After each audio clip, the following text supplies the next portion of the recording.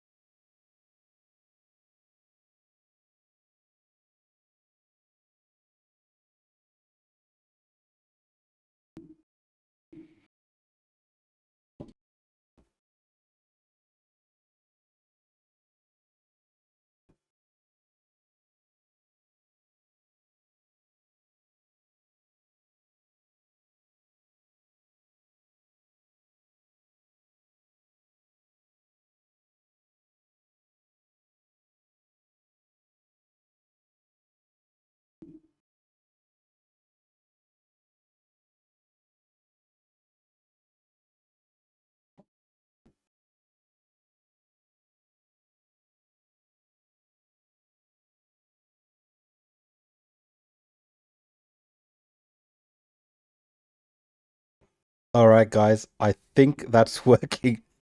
I'm so sorry. Can you see me now? Can you see a picture of me now? Yeah, start the show. I'm sorry for the technical difficulties. I'm actually traveling, so I'm not in my regular setup. Hopefully, you guys can hear me and see me. Let me know if you can't hear me or see me. I will get these technical faults fixed up. Let me know before I continue talking that you can actually see me, because that would not be good. Yeah, you guys can see me. Okay, perfect. Let me just fix something else up. So, guys, I'm actually, I did started this live show last week, and I had a lot of fun doing it on Tuesday instead of the opposition podcast because obviously Avi took a break last week on Tuesday, so I started doing my own show, Rukshan on X, which I've done before. But this week I've had to travel for work, so I've found myself actually in the center of the action here in Canberra. So the start of Parliament for as a part of my other work that I do. So that has thrown a spanner in my plans to do this live show. But I have brought with me my laptop, a mic. You can see I've got a new mic from Amazon, a cheap one, and I've got a little bit of a setup. I don't have my big monitor or anything like this, so you're gonna have to bear with me as I get through this show. But I still wanted to do the show because one of the things is with these shows is if you don't do it, it just kind of it doesn't work, right? You got to consistently do it, whether people watch or not. I think I'm not going to stress too much about that, but I consistently want to do it, so I get into a habit of doing these shows. So that's why, even though I'm going to be in a hotel for the rest of this week, while I'm working out here in Canberra, I thought, I'm going to continue to do the show. Maybe start a bit later at night, just to kind of help out with my work schedule if I finish a bit later on, and still be able to, do this live chat news show where it's not really a podcast or anything, right? It's just more of a live show where I chat with you guys, take your comments from the screen, discuss some of the things that you guys are talking about as well, and also just share some news stories that I've been covering throughout the week. If you follow me on X, Facebook, or YouTube, you'll see that here and there throughout the week I'll share, certain news stories. So that's what we're going to be doing tonight. So welcome again, guys, to Rukshan on X. I apologize again for the start of the show where my camera and my webcam just refused to work out of nowhere after I had been testing it for the last hour or so. So you could never know with these things how what'll happen. But yeah, please, guys, get on board. Put your comments on the screen. You'll see they are scrolling as you do type the comments. You can also do super chats if you want to support the show on YouTube and comment that way as well. I'll definitely read all the super chats, but I'm not like Avi where we do the opposition podcast. I read all the comments, not just the super chats. I'm a bit more liberal in my way of interacting with comments. So thanks. I've got a lot of regulars here joining in, and people I've have been following me for a long time now and supporting my work. So Lucy, thanks for the comment, and she's put a verse there if you want to check that out. So first up, what I do on this show is I go through using X predominantly to find the news and the trending news, because that's where a lot of the news comes from. And I keep repeating this in every show, but actually a great source of news. And recently I've started, since last episode, to use Grok as well. So at some point I will go to Grok and we will see the trending. I've typed in here the top 10 news stories in Australia trending on X today, and I put today's date just to kind of specify exactly what I want from Grok, because it gives me some old news sometimes as well. So we'll go through a little bit of that. You can see the first kind of stories there related to government, especially what's happening with the parliament starting this week in Canberra. The Labor government's come out and said the first thing that they want to do is cut the HECS debt by 20%. So that's their big agenda. And of course, tomorrow it actually all kicks off. So before I get into the news, actually, I wanted to show you this video that I saw of Albanese, our Prime Minister Albanese, that he's put up on social media, and I just found it very entertaining. So I'm just going to pull up that bookmark. But I think Albo's on. He's very confident. The Labor Party has a massive number of seats in the Parliament. They did smash the Liberal Party, who are also in a lot of trouble, I think, with Susan Ley and just the way that they're getting their message across. I think they're going to really struggle from what I can see.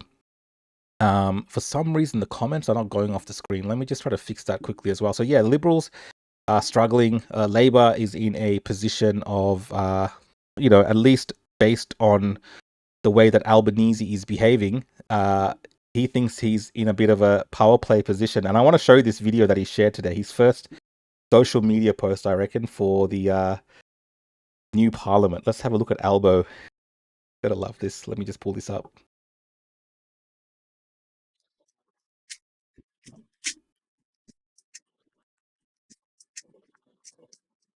I've cut the audio, but he's got a slow-mo shot, a slow-mo video of him walking.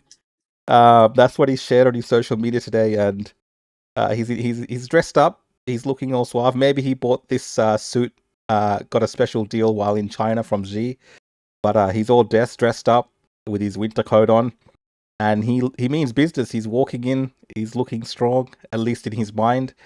And I don't know what we're in for, really, as Australians, with this Labor, in a way, this Labor power government in the sense of their majority that they have. What we're really in for as Australians, I don't think it's going to be good. I don't think it's going to be good. But Albanese is very confident. He's also gone out there and told the rest of the Labor team not to be overconfident as well. So I don't know. It'll be interesting to see what unfolds throughout this week. It'll give us kind of a little bit of a idea of how the rest of the year might play out in terms of how Albanese is received and how Susan Ley, the opposition leader, is received. Definitely, that'll play a lot into what we see for the rest of the 48th Parliament. And it's great to be in Canberra for all of that as well. With the other work that I'm doing, I'm very privileged to be able to see some of that up front as well.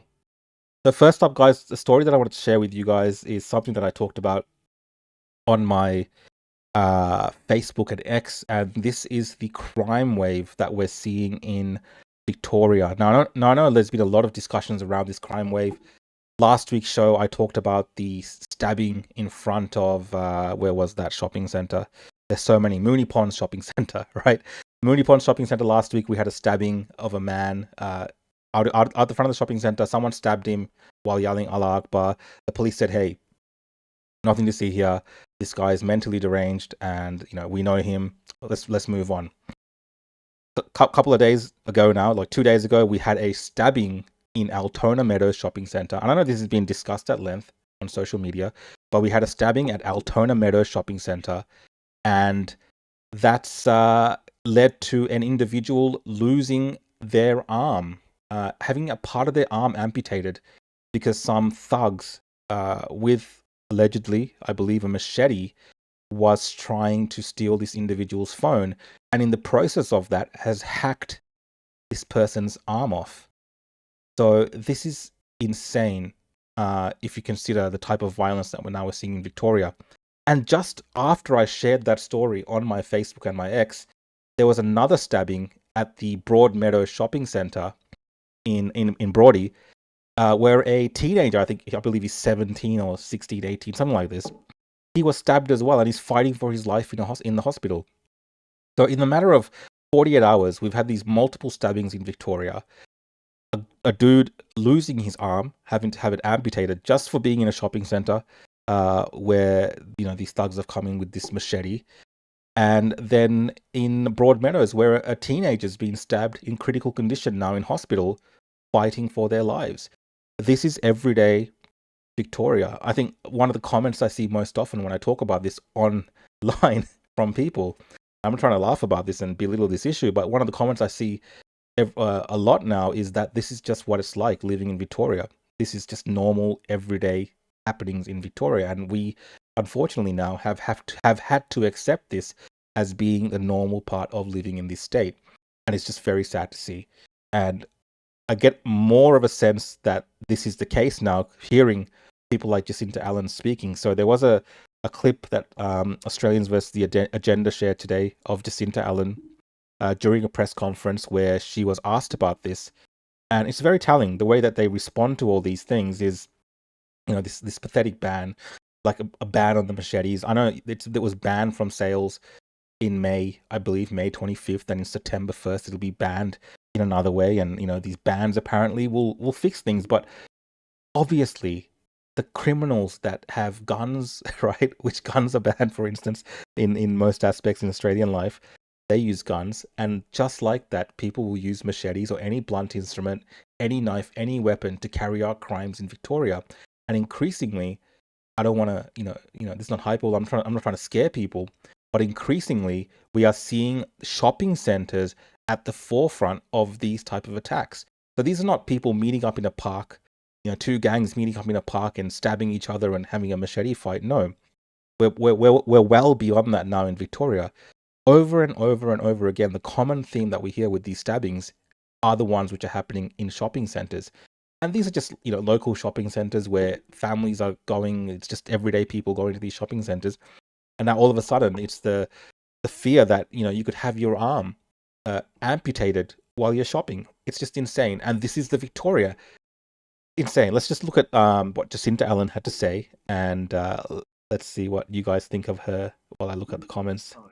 Yeah. And they have to be some appears to have been a machete. Mm. That's a pretty horrific situation. It is. Yeah. For a phone. It is. And that is why the ban on machetes is just so important. Just in terms of the Saturday, last night's attack was bad. The Saturday night attack was a group of men approaching someone to rob his phone, basically, and they hacked his arm with what appears to have been a machete. Mm. That's a pretty horrific escalation in crime, right? Yeah. For a phone. It is, and that is why the ban on machetes is just so important, but it's part of that overall work that we're doing to give police more powers. We're strengthening the bail settings, the toughest bail laws in the country.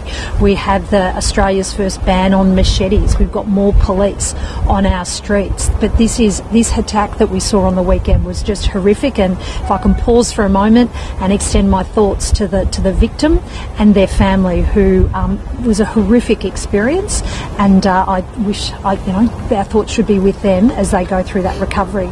Just in terms of the Saturday. Basically, we've reached a stage now in Victoria where it's thoughts and prayers from our leaders for crimes. You have your arms amputated, and then it's like, hey, our thoughts. Of course, we should be concerned about this individual. I'm just talking about from the leadership position, that this is what it's come down to. And it's a shame, because I think we used to be so much better than this in Victoria, and something has definitely broken down in our society where it's turned to this type of violence. I just see a comment before from NASCAR, which was that, what's the public opinion on racism, racial hatred increased on these crimes?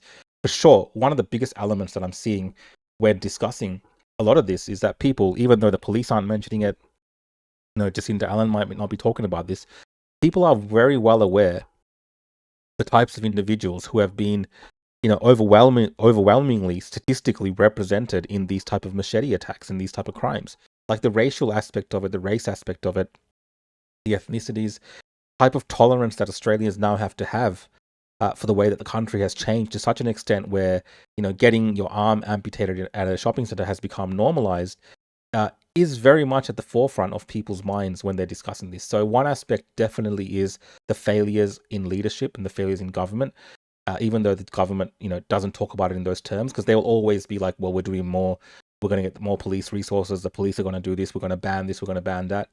People, of course, have concerns about those type of, which the government says, but at the same, very much in the forefront of people's minds now is this race element, ethnicity element, these type of gangs, the way they've been overlooked in terms of, because of diversity, we can't label these people, we can't target these particular communities or these groups to address this issue because that will be some type of racial profiling.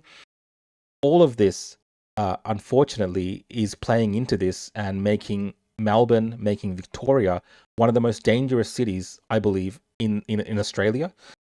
And when you compare it to other Western cities around the world, like London or New York and things like this, it's slowly creeping up there. We have a different population, so the numbers are not the same, so the ratios are not the same. But if you comparatively compare the terror that people in Victoria consistently hear about in public spaces we're up there, and it's insane because Jacinta Allen. I've used that term a lot today. It's insane, but I do find elements of the way that Jacinta Allen handles what's happening in her state as probably Daniel Andrews was a bit more cunning. She plays dumb a lot, Jacinta Allen, and she pretends like everything's great. Um, Loves doing the hard hats and the workwear, right? This in itself is an insult to obviously everyone that's working on these type of projects and things. When government officials rock up and they get dressed up and donned in these outfits and pretend like they're the ones digging the dirt and doing all this nonsense. But she shared something a couple of days ago, which really I don't really buy into this crap.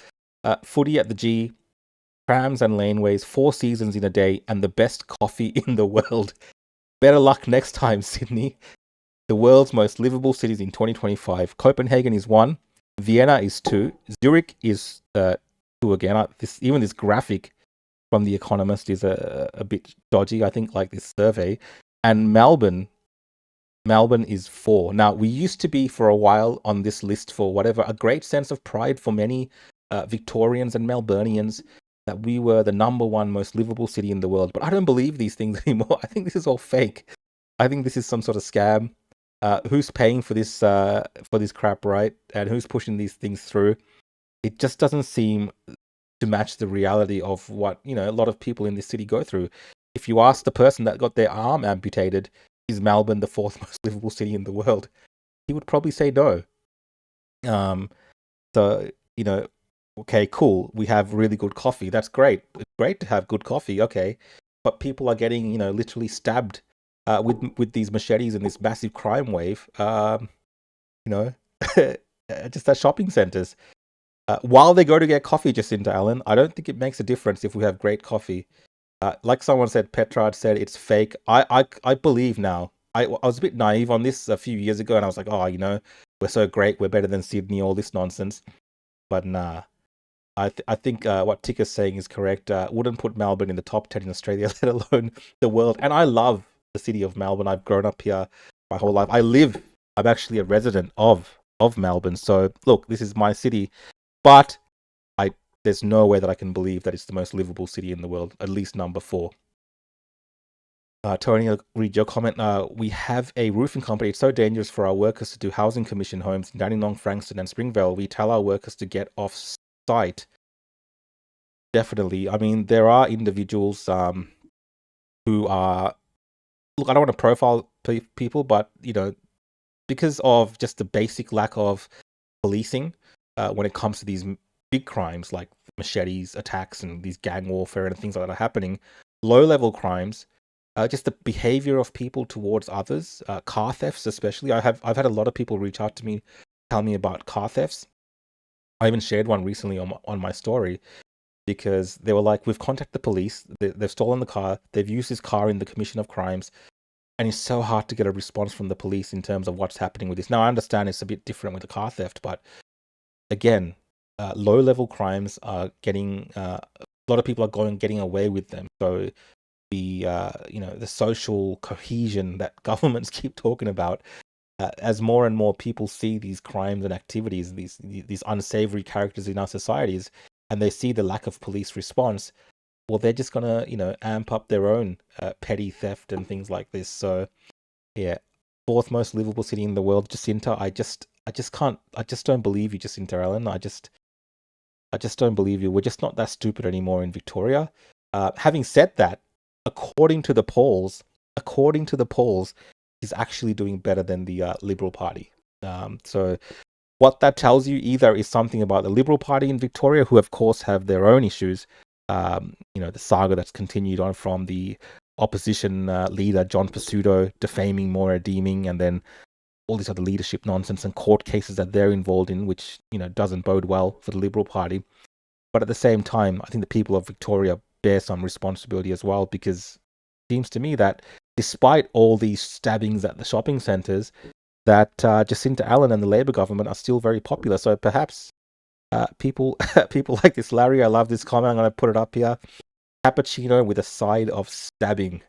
And stabbing's free. Stabbing is free. It'll actually just cost you your phone and your arm, but The cappuccino, fourth best cappuccino in the world. Morona says, thanks for the comment, Morona. They will probably start attacking more people in their homes next. In mass, don't trust these peoples. Yeah, look, there was a spate of burglaries and home invasions, very violent ones, and we've seen that continue on. But sure, I mean, I dread the days where we might hear more and more of people being killed in their homes when these home invasions happen. It's happened on rare occasions, but overseas, the rate of homicide during home invasions is quite high. And I'm worried that, Melbourne is also heading down that path. And we have a lot of people living, in certain living conditions, like a lot of elderly Australians that live, by themselves and so on. And they're increasingly now, in this society that we live in, increasingly at risk. Yeah, we'll probably talk about this maybe on the opposition podcast. Moira Deeming is trying to get gender ideology into the Victorian cult mission. I think it should be in there. I understand the reason that she wants to get it in there, and if we're gonna have an honest discussion about cults, perhaps that particular ideology should be put in there, because there's a lot of elements of that, which is like cultish style behavior. Petrarch has another comment here. The Economist is a Reserve Bank crew. It's good indication how Melb's rates as to how effed we are. I love Melbourne too, born and bred. It is sold, and the rest of it up for grabs. Sure. I'll just have a look if I've missed any other comments, but let me know if you guys have any thoughts about the stabbings. I mean, I'm concerned about it. I feel increasingly that we're in danger now, and I feel increasingly that our police are really incapable of handling this situation. And that's crazy, because we have seen the police go ham just on ordinary members of the public during COVID, for instance. And I'm not saying that I endorse that or anything like that, but definitely if we see police act so tough and run around with all their, that little tank-like thing that they had and all these weapons and all these things, and they can't handle these little gangbangers that are building in our state and overtaking parts of our state and certain shopping centers, and soon it'll be no-go zones. Soon some of these shopping centers, even areas like Broady and things like this, will become areas that people shouldn't go to because it's just so dangerous. Now, we don't know the circumstances yet of any of these stabbings completely. I think the details are not fully in the public domain yet. Let's see what the cops have said. Victoria Police offer scant details on frightening machete attack in Melbourne shopping centre after man's arm is slashed. So there's been very little details around that particular attack. I don't think there's been any CCTV footage or anything that's been released on that one. And then the second stabbing, victim in days fighting for life as shopping centre attacks plague Melbourne. Okay. I don't think we have the full details as well on the other attack as well. Sometimes these attacks are related to some type of, gang violence or drug deals gone bad and things like this. This is the case as well. But it does appear that these attacks are becoming more less about that, and more members of the public are being put in danger in terms of how it's all happening. Ads has put a comment up here. They asked a black American contractor about his safety in Dubai, and he said, I wouldn't walk the streets of New York at night with his family ever. Yes, I do remember walking around New York, and I did not feel safe. Definitely, just after the lights kind of dimmed down. Again, I was a tourist, maybe not as familiar with the place, but there were a lot of weirdos about. Melbourne is... I've always felt safe in Melbourne, like walking around Melbourne, and I grew up in some shady areas of Victoria as well. I grew up in Dandenong, so when I walk around the streets of Dandenong, and I felt, usually safe and all that kind of stuff as well. But I think it was more controlled, the chaos back in the 90s and stuff. I know people say back in the day it used to be like that, but I remember as a kid growing up in Dandenong, like, yes, there was fights, there was stabbings, there was all this kind of stuff, but it was between gangs, it was between people would set up fights and they'd do these things, or between drug dealers and things like this, right? Now, these criminals, these little criminals, right? These little shits from these gangs, they understand that there's no consequences for what they're doing, and they're running around with machetes and just stabbing people, just general members of the public, without any fear of being, anything happening to them because of that. Now, I don't want to drone on too much about this issue. Would you like to see gun rights in Melbourne? I mean, I think it's a great disservice to Australians in general that they are not able to protect themselves. I would say if we had a police force and government capable of protecting its citizens, then potentially you don't need to have, again, it's going to be controversial opinion maybe, then potentially you can make the case that government can have these kind of, gun bans, whatever, on people, protect self-defense, really. But in this scenario where police don't show up for hours and hours, they don't, follow up on some of these type of crimes, you're increasingly at risk of interacting with criminals that have weapons that they want to use, whether it's a machete or a gun, whatever it is. And you have no protections, not even pepper spray, for instance. So definitely, some type of thing for Victorians to protect themselves with is becoming more and more necessary. Sunshine was a sweet family suburb back in the day. Yeah, I mean, that's got a pretty bad reputation as well, Sunshine. Judy B saying, yes, we got to stop being scared to say it. I think that's in reference to George Free, who says, cancel visas, deport, imprison.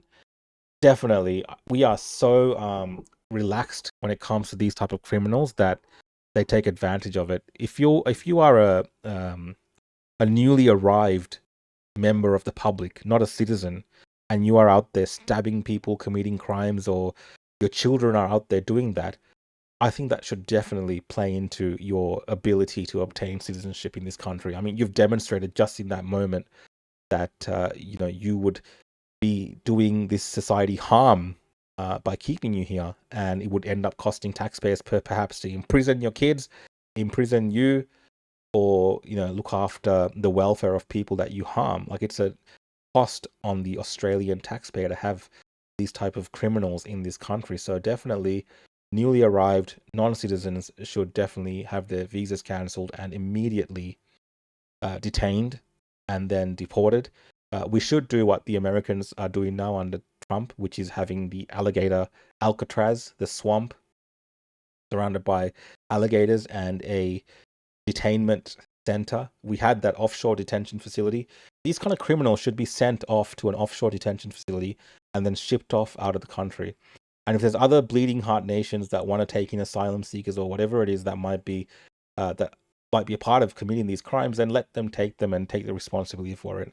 I don't think Australians should be putting up with this, because this is really fracturing Australian society. And there should be obligations and privileges and rights and all these things that people can obtain in this country, but it has to be a two-way street.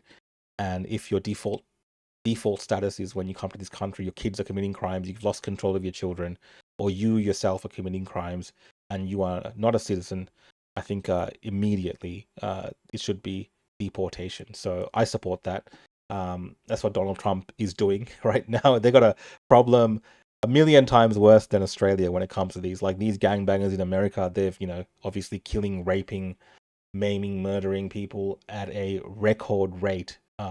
Until very recently, till the Trump administration has been cracking down on it. And they're a bit more, Trump is even more to another level than that, because even if you haven't committed crimes and you're there in the country illegally, immediately deport. Now, Australia, we don't have this issue with people crossing over our border in the way that they were crossing over the southern border in the United States of America. But we do have this, I think, this issue in this nation, especially with these kind of left-wing governments and a lot of these bleeding heart lefties, where they allow this type of crime to fester.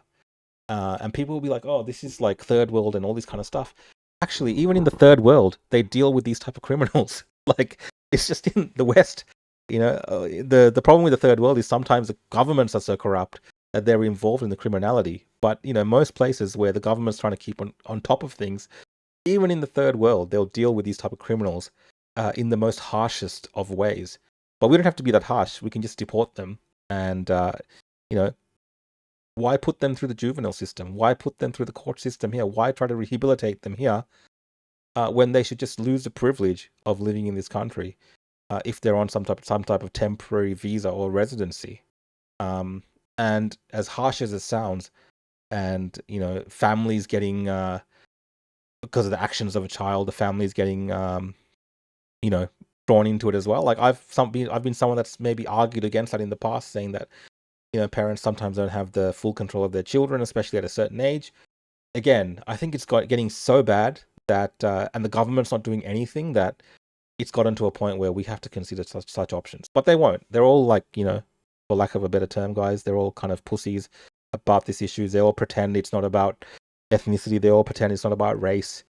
And, it keeps getting worse and worse and worse. More people come, they see the crimes happening, and they join in as well, because a lot of these, individuals, they're not getting normal jobs. They're getting welfare in most instances. They're getting certain types of family support payments from the taxpayer. And at the same time, they are going out there and committing crimes. I cannot think of any benefit that these criminals are bringing to this country. Yeah, rehabilitation. Sometimes perps flee back to the country of origin to escape Australian justice. We have seen that a few times, even with these kind of like hit and runs and stuff by some like Indian students and things like this. We've seen them run away. We've seen them sexually assault people and then run away. That comes down to just the quality of immigration that we get as well. Once you start introducing non-skilled immigration, where it's student immigration, and you kind of relax your guidelines in terms of the type of people that are coming into the country, you are going to get every society has good and bad people. And sometimes you do get the worst elements of society coming from overseas, especially through some of these kind of, deviant actions we've seen by some international students who have been here. But yeah, look, it's a mixed bag, but we should be doing everything in this country to protect Australian citizens, and the way of life in this country. And unfortunately, I don't see governments doing that anymore. And yeah, I think it's just going to get more racism, more hatred.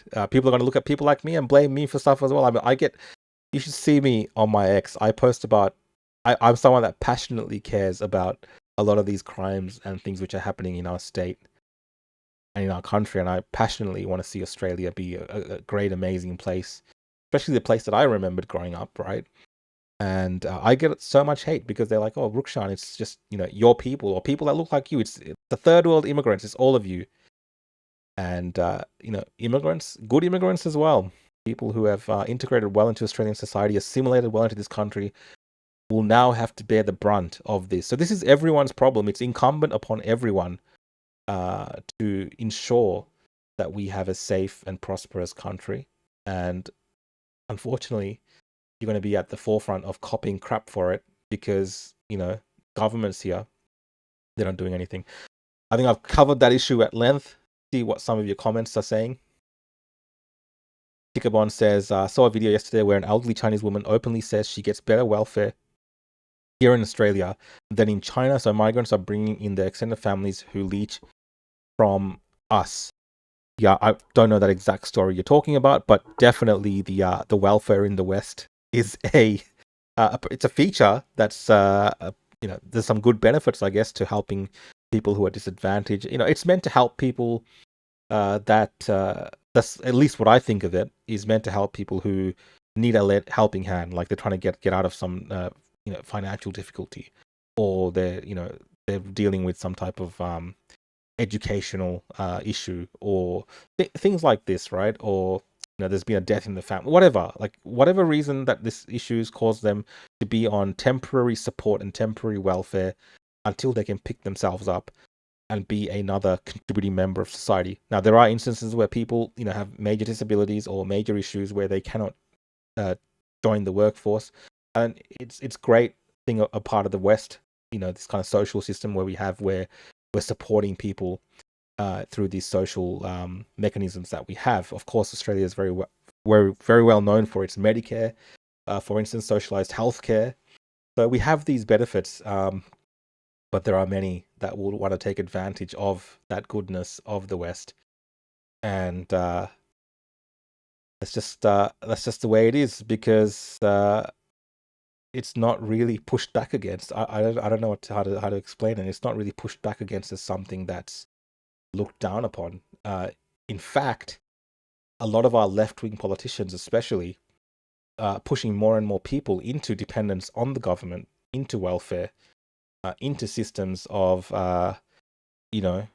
work schemes where the government's responsible like for looking after your life. Like, it's NDIS, perhaps the greatest example in recent times. So I think the underlying intentions of the NDIS is good, but you can see how it can be abused, and it has been abused.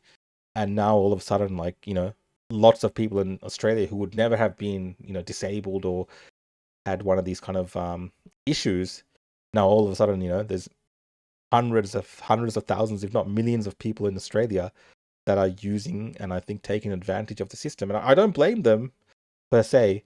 I blame the authorities and the governments that benefit of promoting these type of systems to get votes and to get elected without actually thinking about the complete consequences on all of us. S says it's a fascist ethos. Desperation, mentally ill, homeless, broke. What can you expect from the locals? Kruger has an interesting take. Medicare is no good if we are all sicker than ever. And Renee, thanks for the contribution, Renee. Our social system is being abused. 100% is being abused. I know. As an immigrant, I have seen the conversations of other immigrants planning on how to abuse the social system. Same way that immigrants abuse the immigration system. I'm not laughing about it to make light of it, but I'm saying it happens. It's just people don't believe that it's happening, and governments, they must know that these things are going on, but they just don't seem to care. And then obviously there's other individuals that pretend that it's not happening at all. On that similar theme, the next story that I wanted to cover was one that I actually talked about. Let me just pull it up. On a Facebook post a couple of days ago, and that was around the Mornington Peninsula Shire. They were going to debate banning displaying of the Australian flag. I guess this keeps in the same theme about identity, but Mornington Peninsula bureaucrats propose giving Shire staff final authority to decide if displaying the Australian flag is appropriate for diverse groups. The move comes to address concerns that the Australian flag might not be culturally safe for Indigenous, migrant, and LGBTQIA plus aligned people. So no longer culturally safe. The flag is not culturally safe. It blows my mind that these are the things that councils are concerned about. Got a troll comment here from Jack. Let's pull it up. Jack, let's see what Jack has to say. Jack says, all the Cookaloosers are here. Rukshan. Reminds me of primary school. This is reading these comments. Jack reminds me of primary school. Rukshan. Nonsense. Look, this story is actually had a bit of an update today. So apparently, I shared this on the 18th. Today's the 21st. So apparently the council has had a bit of pushback, and they're postponing the tabling of this particular debate or whatever they were having tomorrow. So let's just read a little bit into that and see what reason they give. Look. Concerns Mornington Shire's Aussie flag policy will create backlash for LGBTQ plus community. So this is the reason that I believe apparently that it's being reconsidered. A reworked version of the Mornington Peninsula Shire's council flag policy about which flags are placed together on council buildings, flyers, and communications, and whether the Australian flag is culturally unsafe for certain communities, has prompted concern from LGBTQ plus advocates. The draft policy was reported to include guidelines that the Australian flag may not be safe to be displayed prominently in certain settings, and allegedly cited that it's not culturally safe as Indigenous groups and the LGBTQIA plus community do not always feel represented by it. Come on. How can you not be represented by the flag of Australia? I mean, the way that Australia, it's one of the few countries in the world where you have so many rights for these progressive agendas, so many rights in the treatment of Indigenous people. There are countries around the world that treat Indigenous people shockingly, and there are countries around the world that teach um, um, that their hatred towards the homosexual community, gay, lesbian, LGBTQI, whatever it is horrendous. Is horrendous.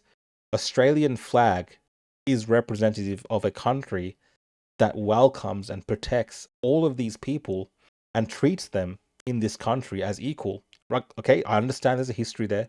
I understand there's certain issues that might have arisen here and there.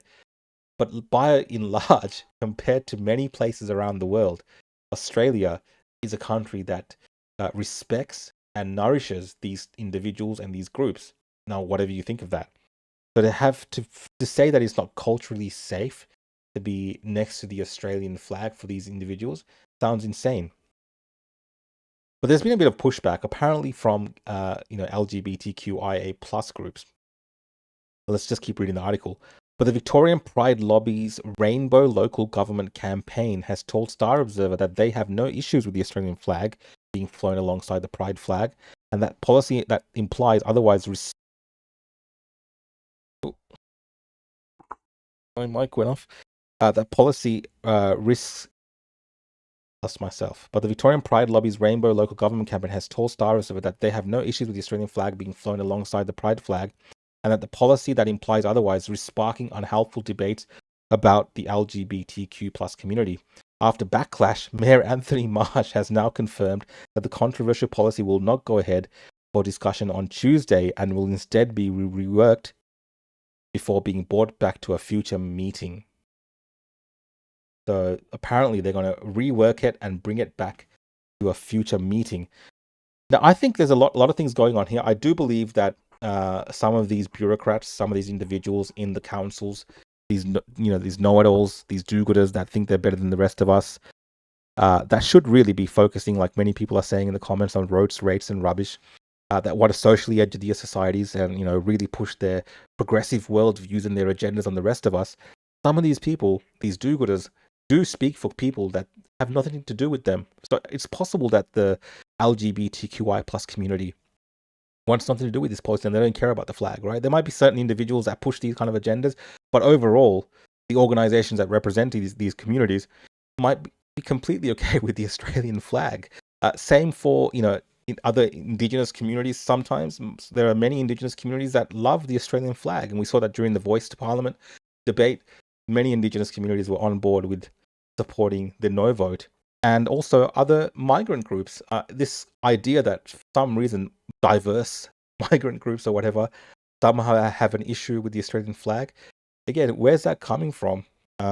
Because so many community events I've been to from different various multicultural communities, they always have the Australian flag and they sing the national anthem, and people love becoming citizens of Australia and so on, and they proudly sing the anthem. I'm just saying that sometimes these stories which are blown up based purely on one or two far left-wing purple-haired freaks on these councils or these bureaucrats or these white saviors. Unfortunately, a lot of the times they end up being white saviors that think that they know how to save the world with their nonsense social justice, and that's how we end up with these type of stories. On the other side of that as well, there is a protest that's planned for tomorrow at the council. So I don't know if that's actually had a part in, I guess, making the council consider maybe not doing this on that particular day. So there is a protest planned. I did see a group share information about a protest. Maybe someone in the comments may have seen this, but in front of one of the council buildings tomorrow at 6 p.m. or 6:30 p.m. they will be going there. I'll actually try to find that information on that and just play that if anyone is interested, just so we can I can give you guys the full info on that. I did see it before. I think Avi Rebel News did an interview with the protest organizer Nick Patterson. So let's have a look, and I'll see if I can find where they're talking about that particular protest. Here we go. Yeah, let me play this video, and I'll read some of your comments during that time. I'd say it's far more offensive to remove her, given that we've had many of our ancestors have fought and died to defend that flag and what it represents. So what are you guys going to do?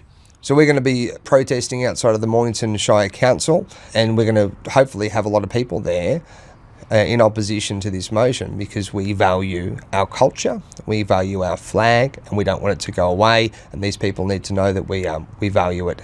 And what would you say to the council if they're watching this?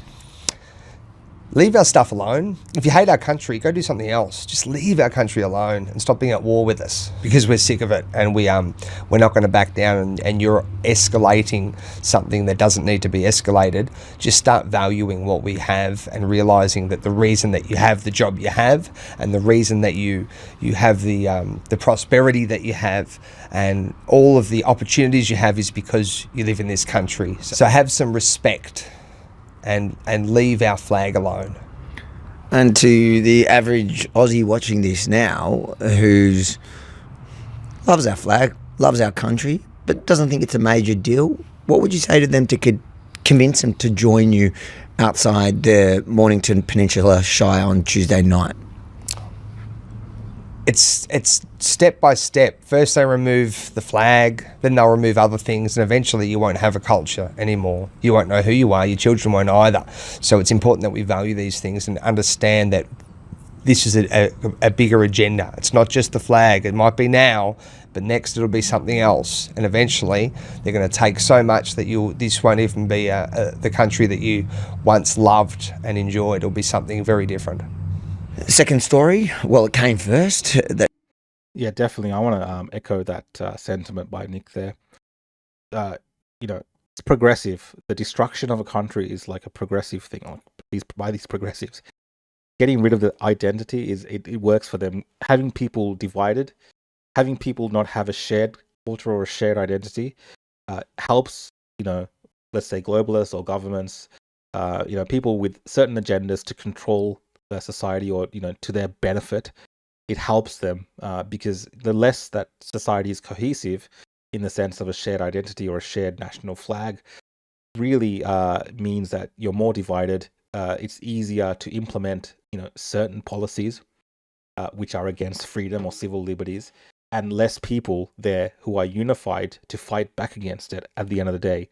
So this mishmash you see around the world of wanting to blend everyone together with this diversity and multiculturalism, all these things aimed at this. This is the end goal of all of that, is to have no flag, to have no national identity. We're just global citizens. Complete nonsense. And, councils, for whatever reasons, people that we should be picking up our rubbish and fixing our, rates and concentrating on things to do with making sure the town looks good. They're the ones who seem to want to be at the forefront of pushing these type of agendas, and it's disgusting. Like many of the comments have said, I'm sick of these councillors. I'm sick of them, talking about nuclear energy and nonsense that they have nothing whatsoever to do with. That is things for the federal government and many other things for the state government. We don't need to hear the opinions of councillors, especially far left-wing, radical extremist councillors. We don't need their opinions about the Australian flag. That is not their job.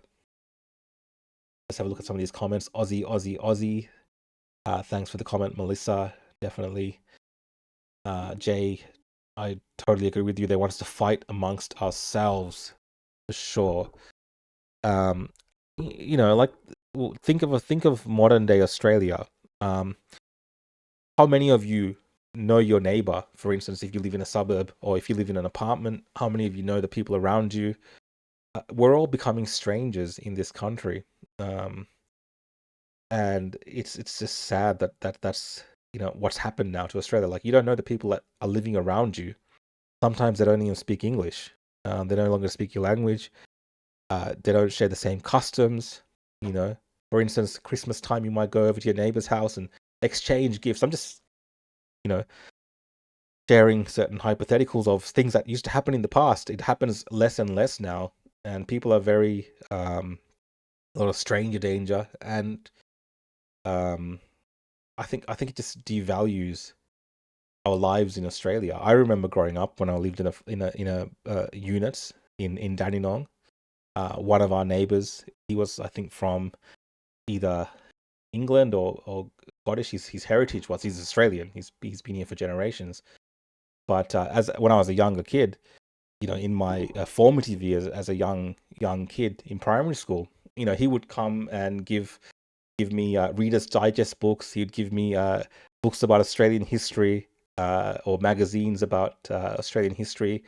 I started collecting memorabilia around warplanes and different fighter jets and stuff like that because of him, because he gave that to me. And of course, he shared certain things about Australian culture and Australian history with me. And I learned a lot from that individual. And I think there's less and less of that happening now, even for migrants. And, they're growing up in a country where there is no identity, there is no culture. So when those kids are older, well, what are they fighting for, really? It's much easier now to make them turn against the country. And that's what we're seeing today. A lot of these people that are turning against the country today in these councils have grown up devoid of anything to do with Australia, and they hate this country, unfortunately. Judy B says, protests at the council is still on and will be repeated if they bring back the topic of banning our flag in any form. There you go. So if anyone's interested, Judy B, maybe she might have some details on her ex. You can check it out. But there was a protest for tomorrow. If Judy has the details, she can type them up here and I can share it as a comment. Rose says, well said, it's creeping change, a worry. Live like a city pigeon grounding from scraps. That's what they want. Yeah, pretty much. Like it's like Hunger Games for everyone in Victoria soon. We're all going to be fighting just to, get whatever scraps we can to survive. It's insane. Again, guys, thanks for joining in for my live show. This is Rukshan on X. I will be doing these shows on Mondays and Wednesdays. On Tuesday, we have the Opposition Podcast with myself and RV Yemeni, and Thursday as well, we have the Opposition Podcast. Friday, I don't know what I'm going to do on Friday yet, but definitely Monday nights and Wednesday nights, I will be doing this type of live show. I started a bit late today because I did see, before I went to hit live at 8 o'clock, that Topher Field and Carly were doing their live show as well. So I didn't want to cut into that, and I waited till they finished because I'm nice like that. So I might start a bit later. I mean, there's still a few of you guys up. Let me know if you think the 9 o'clock time is a good time to start. I don't mind doing it a bit late. This is very chill. So if you're joining in and if you're watching, it's great. If you want to watch this later, obviously you can watch this later. It's not too heavy. It's very slow going, right? I'm not getting too deep into these topics. I'm just scratching the surface sometimes. And I really just want to interact with some of the comments that people are saying. Thanks for the comment, AA, enjoying it. But yeah, I'm not done yet, Larry. I'm not finished. I've just started. I'm just going very slowly because I don't want to rush through the show. I want to take my time with these shows. Someone said that something's happening in Melbourne this Sunday about this flag. Also saw that on Rebel News website. So there is another protest that I've seen that's going to be happening in front of, is it St. Paul's or St. Peter's Cathedral? Next Sunday, I believe, the 27th. That's around, I don't know if you guys remember, there was that march that happened that from the Shia Muslim community here in Victoria, and they were marching around the city, and at one moment they stopped near a cathedral, facing towards the cathedral, and a lot of people were upset about that and offended by that. So there is a group, I believe, protesting or showing support around that church, and that's on that 27th. I think that's what you're talking about. Judy B, this is the details for anyone interested in the flag protest against the council. So Mornington Peninsula Council, 90 Besgrove Street, Rosebud, at 6 p.m. That's when that's happening, if anyone's interested. Look, guys, next topic. I'm going to keep moving on now to the next thing. So this one was, I don't know what to make of it, because it's not happening in Australia yet, but there are some politicians in Australia that would love for it to happen here. And that is what the UK has done in terms of lowering the age of voting to 16. So in the UK right now, the voting age currently is 18, but they're lowering it down to so 16 and 17-year-olds can vote. Now, it's still got to get through a bit of a process before it's all approved, but this is what the government has said they would like to happen before their next general election. So that would mean about 1.5 million teenagers, I guess, would get the right to vote in the UK general elections. Now, there has been some murmurings here in Australia as well from the Greens, from our esteemed member for Kooyong, Dr. Monique Ryan, who's very passionate about this issue of getting kids involved in voting. And despite how talented and how knowledgeable 16-year-olds can be sometimes, they are not the same as adults, in my opinion. They're not even the same as 18-year-olds. But, there is this push now within countries like the UK, obviously, and now in Australia as well, to get these kids to vote. And it brings up so many issues when I consider this thing. And again, I met a lot of really smart, talented young kids, and there's amazing things that they know. But the majority of them are so disengaged from politics, and they're doing other things. They're like, obviously, the formative years of their, going into adulthood in a way, and they are busy with school. They're busy finding out about themselves and relationships and the world around them, and of course finishing school as well, which is very important.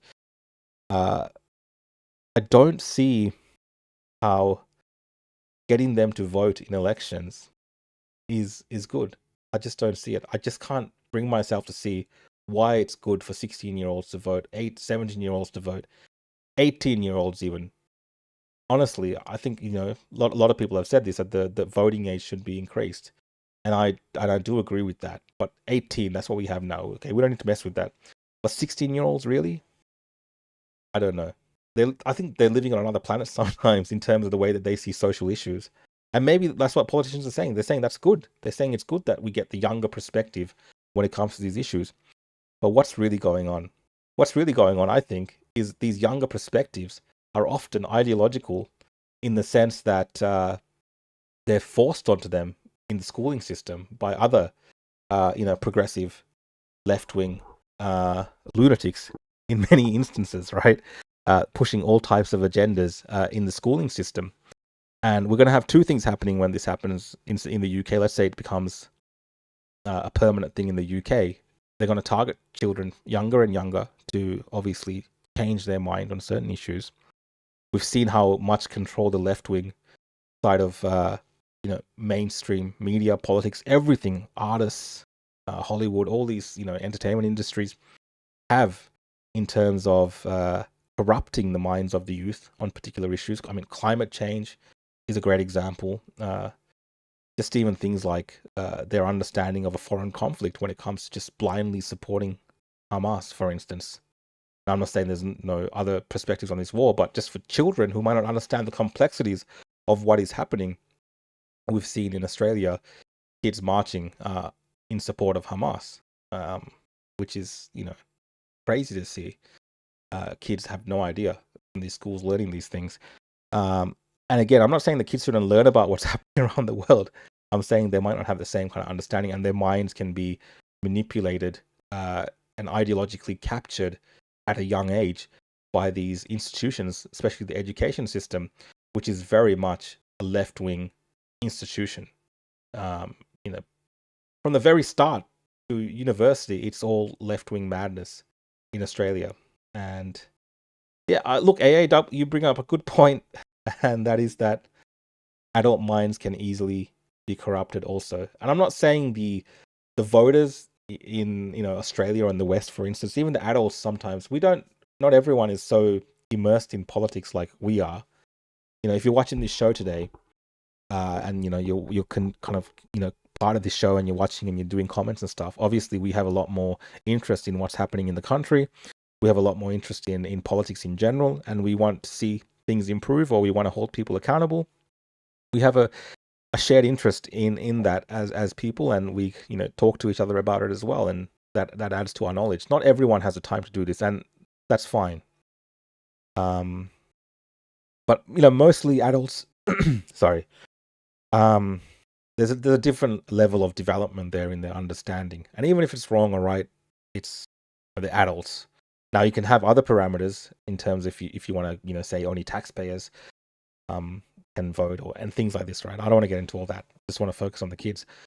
I just don't see it. I just don't see it as a viable thing having these kids vote, because they're just going to vote left wing, TikTok, brain dead, whatever they see when they scroll. And I sense that if that does happen, they're going to start targeting these kids much younger. So when they're when they're 10, 11, 12, 13, 14-year-olds, this brainwashing is going to happen much earlier. They're going to get distracted with brainwashing, because you need to, governments are going to see this voting block increasingly as a group of people that can change, in the future, outcomes of elections potentially, right? You brainwash the kids tell their parents things, and so on, right? Maybe I'm just overthinking it too much and nothing happens. There are other countries where, people 16 and so on can vote.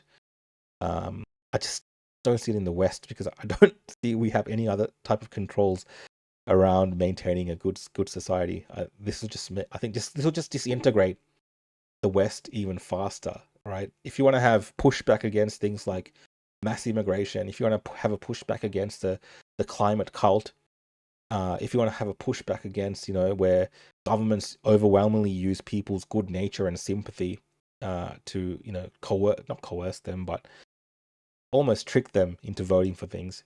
Kids are less equipped than adults to see through that. They're more susceptible to propaganda. How susceptible was the adult population to propaganda?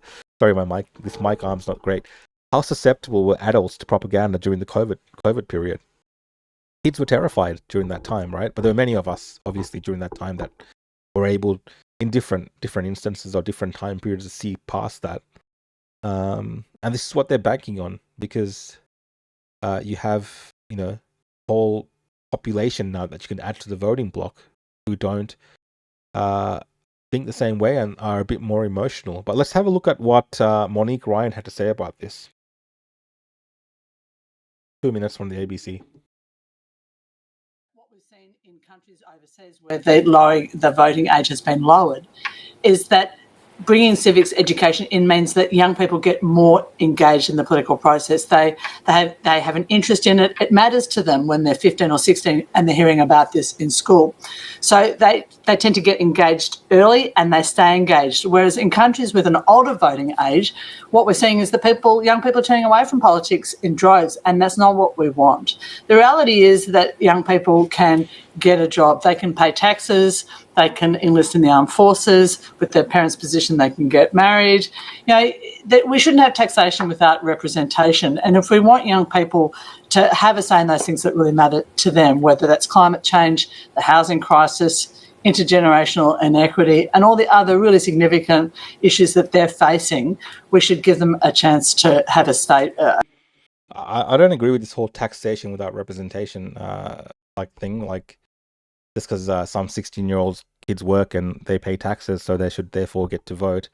That's a dangerous line that we're going down, because also some permanent residents, for instance, work and have to pay certain taxes and things like this. Should they get the vote? I mean, that's what's next, right? That's what they would ultimately love to do, is to abolish just citizens voting, and they'll be like, well, look, these people are also paying taxes. Yeah, they're not citizens, but taxation, you can't have taxation without representation. They should vote as well. Like, this is the next goal, I reckon, where you have people who are not citizens voting as well. I don't know if there's any country that does that, but you can only see that becoming something that these left-wing people driven by that agenda would love to see. say at the polling box as well. I did ask Labor MP Matt Thistlethwaite about this idea a short time ago. He says it's an interesting concept, but it's not a Labor policy. Is this an issue that you're going to bring up again in this term of Parliament? Yes, it will, and I'll be bringing it to Parliament as a private member's bill in this term of Parliament. It actually has been on the Labor agenda in the past, and in fact, when the Parliamentary Committee looked at this in 2018, Labor was supportive of lowering the voting age. Where things fell down was whether or not 16 and 17-year-olds should be forced to vote, whether it should be compulsory or whether it should be voluntary at that age. But at that point, the Labor Party was supportive of the idea, and it's a bit of a shame to see that they're no longer on board with this idea. But I'll be pushing it because young people in my electorate tell me that it matters to them. You're right there about that sort of issue, the voluntary basis for 16 and 17-year-olds. There were worries that it could create a two-tier system based on age. Can you see an immediate way around that issue to get this over the line? Well, if we think 16 and 17-year-olds are fit to vote, that they have the cognitive and emotional maturity to do so, which I do, and I'm a paediatric neurologist, I have some insight into how young people's brains work. If we think that they have the ability to have the responsibility to vote or the right to vote, then they should vote. And we should say that, okay, 16 and 17-year-olds have to vote in the same way that other people do. But the fallback option is that you just don't enforce any fines on young people who don't turn up the first time around. That would be a reasonable meeting point where we don't put too much pressure on the young people, but we give them that universal enfranchisement and we treat them as adults. Avi did a great job of holding Monique's feet to the fire during the election. She was very, very uncomfortable. Yeah, that was a great... Avi did some great work during that time, actually, going to the polling booth and making these people... Well, holding them accountable, really. I was going to say making them uncomfortable, but they were only uncomfortable because they were being forced to answer questions in a non-controlled environment.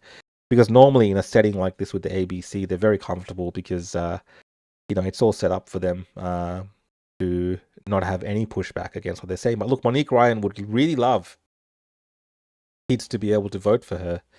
And that's in line, I think, with just the kind of policies and the things that she pushes. She knows and she believes that even the Greens, especially on a topic like climate change, the doom and gloom that's been fed to kids now for decades, they want it to come home to roost, and that's at the ballot box where kids will overwhelmingly, I believe, vote for left-wing agendas. Nate says, yeah, she knows how their brain works, all right. She manipulates them. I don't know exactly in what way you're referring to, Nate, but yeah, she might be wanting to propagandize children with the knowledge that she has in the political field, for sure. And AA says she doesn't know how their brains work, but she speaks on their behalf. Yeah, I'm always a bit hesitant to believe politicians when they tell you things like, all the kids in my electorate, they've talked to me and they want to, this is what they want. I don't think so. I've seen very few kids engage at that age with politics to such a degree. There are obviously kids who, there's those kids from 6 News AU, for instance, right? There were kids at one point anyway, very young, involved very, closely with the political happenings of this country.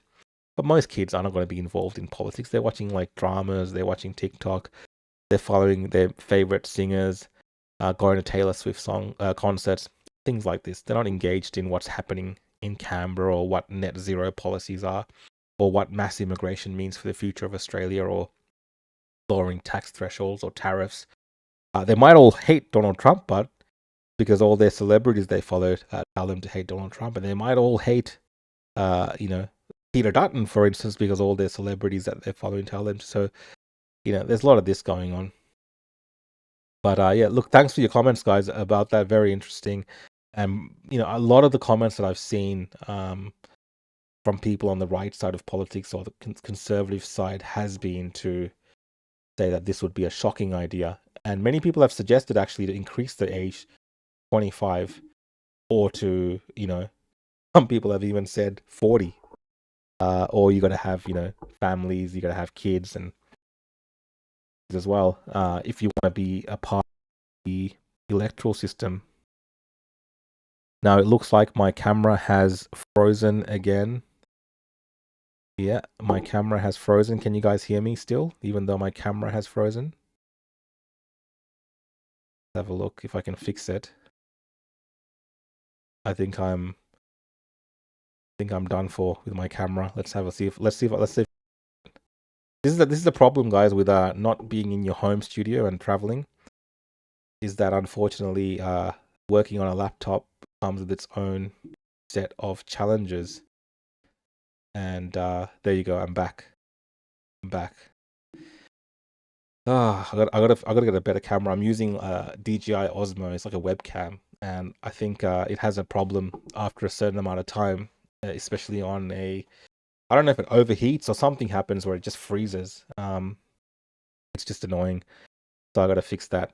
This next topic that I want to talk about it's a couple of days old now, but I thought it was very, very interesting how the Robert F. Kennedy, covered this issue, and this was around, I guess, withdrawing the US, or the US rejecting the adoption of the International Health Regulations amendments, or I've put it as a pandemic agreement, but there's a lot of it deals with pandemics as well.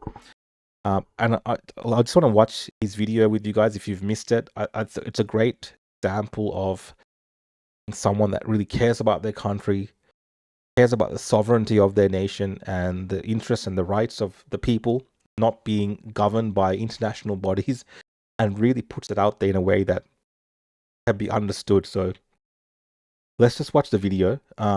First off, it's from a joint statement, and Kennedy then just kind of summarized it in the video. But joint statement by Secretary of Health and Human Services Robert F. Kennedy Jr. and Secretary of State Marco Rubio on the International Health Regulations amendments. Today, the Department of State, in collaboration with the Department of Health and Human Services, transmitted the official U.S. rejection. All right, let's zoom into that. The official U.S. rejection of the 2024 amendments of to the International Health Regulations. This action delivers on our promise to the American people to fight for Americans in the international system, protect our national sovereignty, and prevent international bureaucrats from shaping U.S. domestic policies. That's what they promised on that front, and they have definitely come through on that. So let's have a watch of JFK's video and dissect a little bit of the things that he's saying and talking about. Get the audio going. Hello, everyone. This is your HHS Secretary, Robert F. Kennedy Jr.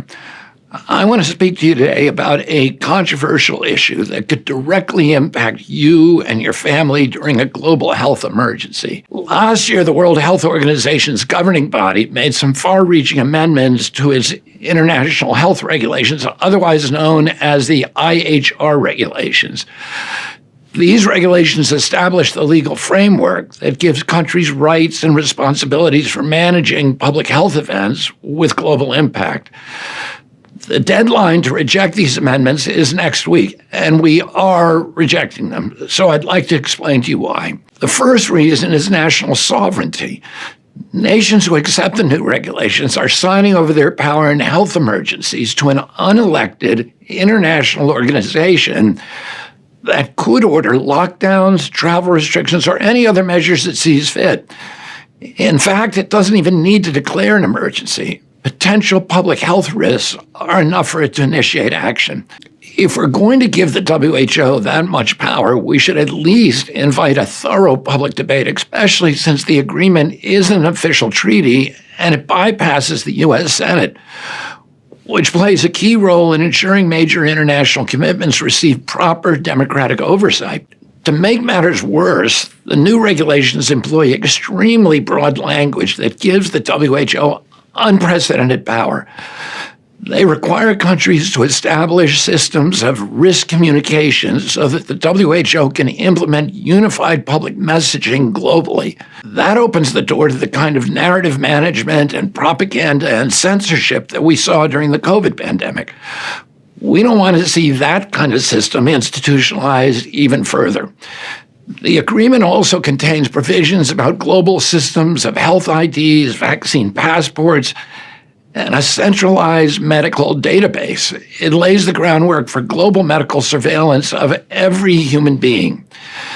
Maybe if the WHO were an infallible authority, untainted by industry influence, we would consider accepting the new regulations. Unfortunately, the COVID pandemic demonstrated otherwise. During COVID, the WHO failed to enforce the international health regulations that were already in place for generations. China withheld critical information about the outbreak for at least a month and faced no real consequences or criticism from WHO. As the 2024 Congressional Oversight Report put it, the WHO was misinformed, denied access to China, and used as a cover for the Chinese Communist Party's reckless action. These and other atrocities make one thing clear: we must strengthen national and local autonomy to hold global organizations in check and to restore a real balance of power. Underneath all the bureaucratic language, what's at stake here is a vision for our future. Are we going to be subjects to a technocratic control system that uses health risks and pandemic preparedness as a Trojan horse to curtail basic democratic freedoms? Do we want a future where every person, every movement, every transaction, and every human body is under surveillance at all times? Now, I don't want to be too alarmist. The new regulations aren't in themselves medical totalitarianism. In fact, they were perhaps written with good intentions, but they are definitely a step in the wrong direction. That's why we're rejecting the amendments, not only on behalf of our own citizens, but the whole world. After all, America could simply ignore the WHO. But few other countries are as powerful as the United States. Even though many of these amendments... All right, guys, my camera has completely stopped working. I've had to use my phone camera. I'm so sorry. I'm gonna have to end the show early today because I cannot hold my phone camera like this and do the show the whole time because I can't use my hand anymore. So I'm gonna have to get a technical fix on that before the next show, which is on Wednesday. But the reason I wanted to share that from Robert Kennedy was I just thought it was just a great example of leadership. We are not getting that whatsoever in Australia. Our leaders are pretty much just signing up to these things, showing support to all of this, not really laying out the case for why. They'll put out a statement, a couple of words saying, we need to be on board with this. And, the WHO's so great. They did such a great job. We're going to support the WHO as an international country. Again, there's no type of explanation like this. And I think Robert Kennedy Jr. has given a great example of leadership in this field because it is about national sovereignty. It is about not ceding power to these globalist entities that who knows what orders that they'll give down, right? And Australian governments love nothing more than to push on that responsibility to someone else to say, hey, the only reason that we're doing this to you guys, the only reason we're locking you down is because we are subject to the WHO. We're good politicians, we're good people, we understand everything you're saying, but unfortunately we signed this agreement and we have to honor these agreements. Like, that's kind of the things that they want to get away with. They don't want to be personally held accountable for the actions that they take. Whereas the Trump administration you're seeing with Robert F. Kennedy say, yes, we're not signing up to any of this. We're not doing this. And this is why it's for national sovereignty. It's for the reasons that the mistakes that they made during the pandemic and so on. We can't take these risks with these bodies. And that's why we're doing this. And they're being very upfront and clear about their reasoning.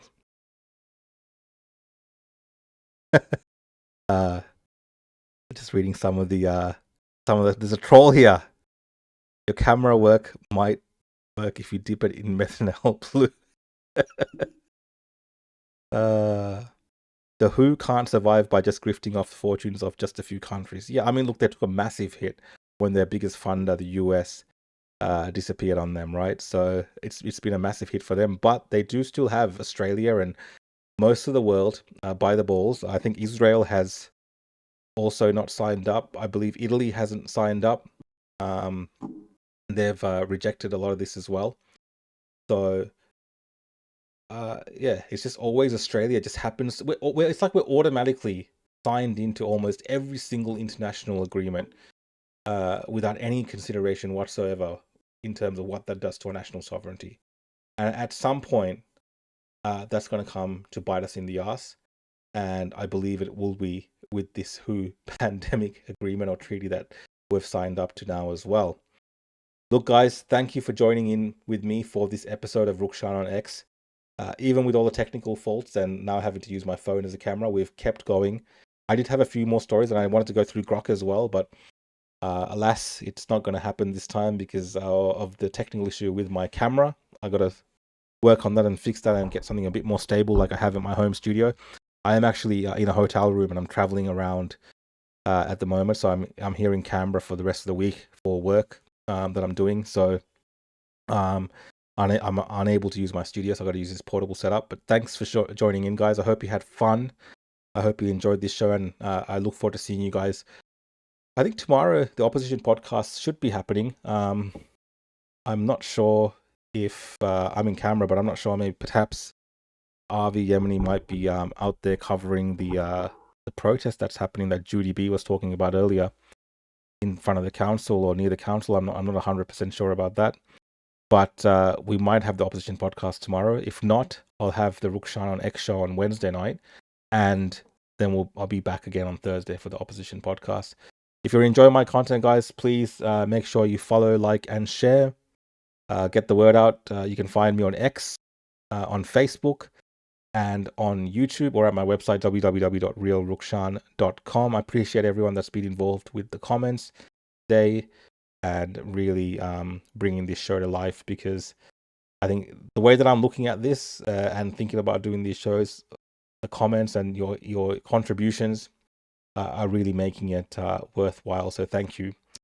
All right, guys, have a good night, good morning, good evening, wherever you're watching from around the world, and see you all on the next show, which will be tomorrow night, hopefully. Bye.